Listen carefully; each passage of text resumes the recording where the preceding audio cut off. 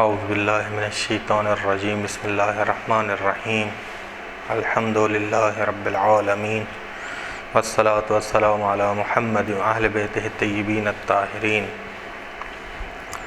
نہج البلاغہ کی شرح جاری تھی اور خطبہ حکمت نمبر 121 ہے کہ امام علی علیہ السلام ایک جنازے میں شریک تھے۔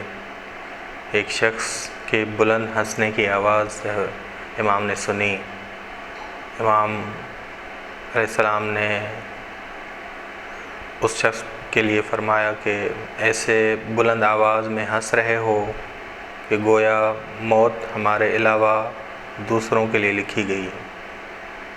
تشبیہ دے رہے ہیں امام علیہ السلام، گویا یہ موت برحق دوسروں پر لازم ہوئی ہے۔ اول کہا امام نے کہ ہمارے علاوہ دوسروں کے لیے لکھی گئی ہے، ایسے تم کہہ لگا رہے ہو، بلند آواز میں ہنس رہے ہو جنازے میں، یا گویا یہ موت برحق جو ہے دوسروں پہ لازم ہوئی ہے، تمہارے لیے لازم نہیں ہوئی۔ گویا جن مرنے والوں کو ہم دیکھتے ہیں جو ابھی مرا ہے یا جو مر رہے ہیں، وہ ایسے مسافر ہوں جو واپس لوٹ کے بھی آئیں گے، اس وجہ سے کوئی غم نہیں ہے، اس وجہ سے کوئی غم نہیں ہے، اس وجہ سے ہم اپنی موت کو بھی یاد نہیں کر رہے۔ ٹھیک، بس امام نے کہا کہ گویا ایسے مسافر ہوں جو جلدی وہ ہمارے پاس لوٹ آئیں گے، پلٹ آئیں گے۔ امام فرماتے ہیں کہ ادھر ہم ان کو قبروں میں داخل کرتے ہیں اور ان کے ورثاء ایسے ہیں کہ ان کی وراثت کو استعمال کرتے ہیں، گویا ان کے بعد انہوں نے ہمیشہ رہنا ہو، ایسے استعمال کرتے ہیں جیسے گویا انہوں نے ہمیشہ رہنا ہو۔ پھر ہم ہر نصیحت کرنے والے کو، چاہے وہ مرد ہو یا عورت ہو، جو بھی لوگ ہیں، امام فرما رہے ہیں کہ جو موت کو بھول جائے، انسان موت کو جو ہے ایک موت کی آمادگی نہ کرے، موت کی طرف متوجہ نہ ہو، غافل ہو موت سے انسان، تو وہ ہر نصیحت کو بھول جاتا ہے، وہ ہر نصیحت کو بھول جاتا ہے۔ بس ہم خود کو ہر آفت اور بلا کے حوالے کرتے ہیں۔ بس موت کو بھول جانا، یعنی جو معاشرہ موت کو بھول جائے، یعنی آفتوں اور بلاؤں کے خود کو حوالے کر دے، کہ انسان جو ہے آفتوں اور بلاؤں میں مبتلا ہو جاتا ہے۔ امام علیہ السلام نے بس 3 تشبیہیں بیان کی ہیں، 3 تشبیہیں بیان کی ہیں۔ اول، گویا موت دوسروں کے لیے مقرر کی گئی ہے، ایسے تم ہنس رہے ہو، ایسے تم کہہ لگا رہے ہو۔ دوسرا، گویا یہ موت دوسروں کے لیے لازم ہوئی ہے، نہ کہ خود ہنسنے والے پر، ایسے وہ ہنس رہا ہے، ایسے وہ بلند کہہ لگا رہا ہے کہ گویا دوسروں کے لیے لازم ہوئی ہے اور اس کے لیے لازم نہیں ہے۔ تیسرا، گویا وہ سمجھتا ہے کہ مرنے والے ایسے مسافر ہیں جو کچھ دیر میں واپس پلٹ کے آئیں گے۔ بس یہ امام علیہ السلام نے تشبیہات دی ہیں ان لوگوں کے لیے جو موت کو کم اہمیت دیتے ہیں، موت کو کم اہمیت دیتے ہیں۔ بس امام فرما رہے ہیں کہ لوگ موت کو جو کم اہمیت دیتے ہیں، مرنے کی طرف متوجہ نہیں ہوتے، مردے کی طرف بھی متوجہ نہیں ہوتے اور اپنے مرنے کی طرف بھی متوجہ نہیں ہوتے۔ بس انہیں متوجہ ہونا چاہیے، انہیں متوجہ ہونا چاہیے۔ یہ ایک جدی امر ہے کہ اس میں ہم نے غور کرنا ہے اور خود کے لیے بھی تیار ہونا ہے اور زاد راہ کو بھی آمادہ کرنا ہے۔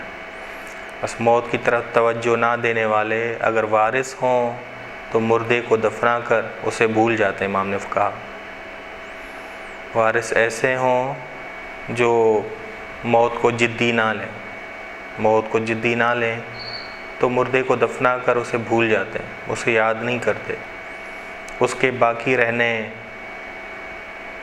جو اس کے واجبات ادا نہیں ہوئے، واجبات اس کے باقی رہ گئے تھے، انہیں انجام نہیں دیتے، اپنی وراثت کھانے میں لگے رہتے ہیں۔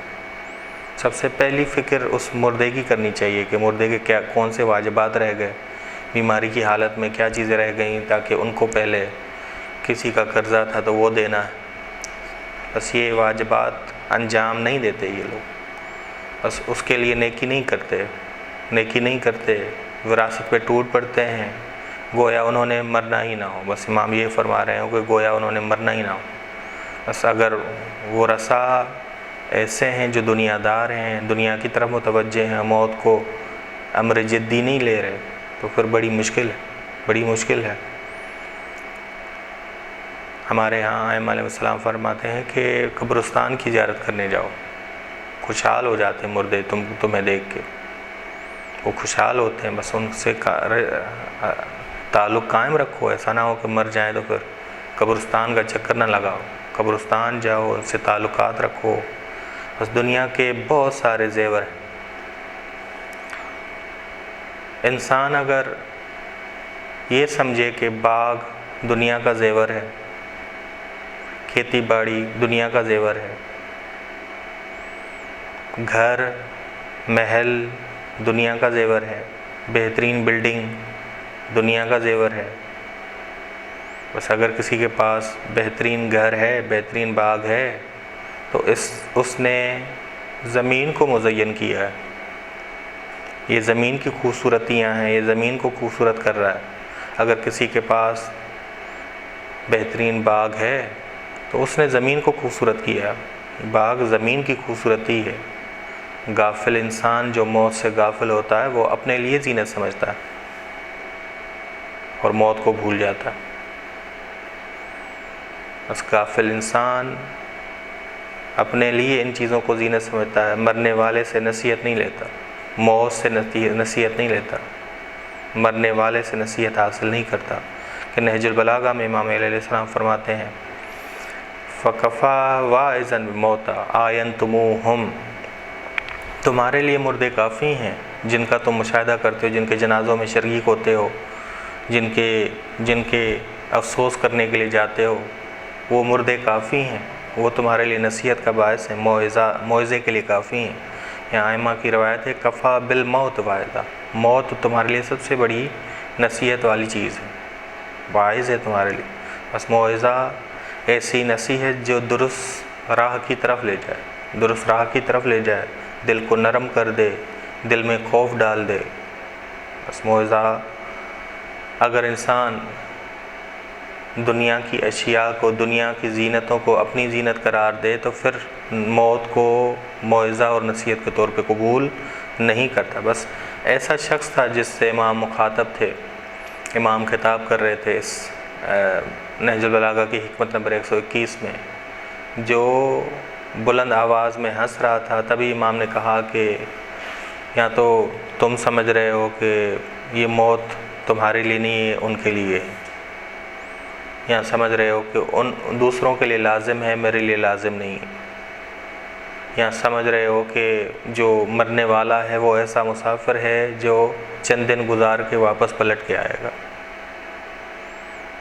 بس ایسے لوگ جو موت کو امر جدی نہیں مانتے، جدی نہیں ہوتے خود، تو وہ لوگ مردے کی وراثت پہ کو ایسے استعمال کرتے ہیں، ایسے ٹوٹ پڑتے ہیں جیسے انہوں نے ہمیشہ رہنا۔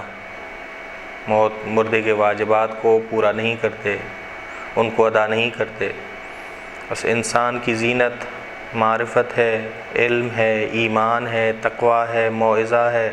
موت کو یاد کرنے سے جو بیداری اسے حاصل ہوتی، بیداری یہ زینت ہے انسان کی۔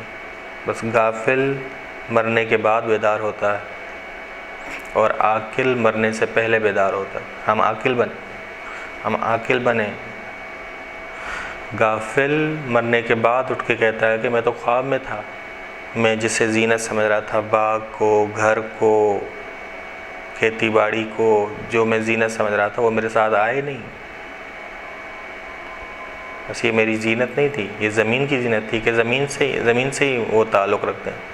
اور جو بعد والے آئیں گے جن کو یہ وراثت ملی ہے وہ بھی تو خالی ہاتھ آئیں